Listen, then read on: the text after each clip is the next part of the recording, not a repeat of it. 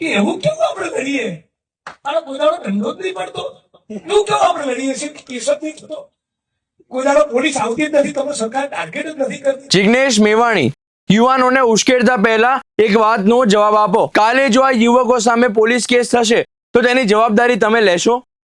સરકારી ભરતીમાં નામ અટકશે, પાસપોર્ટ વેરિફિકેશનમાં પ્રશ્ન આવશે, વિદેશ જવાનું સપનું તૂટશે. સંવિધાન કરીએ, જય ભીમ કરીએ અને દંડો ના પડે તો તમારી જવાની બેકાર છે યાર.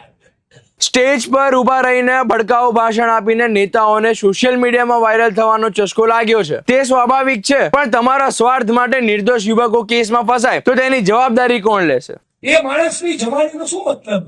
જે 25, 30, 32, 35, 40 વર્ષની ઉંમર હોય, સત્તા સામે લડે ને, એવી કેવી તમારી જવાની?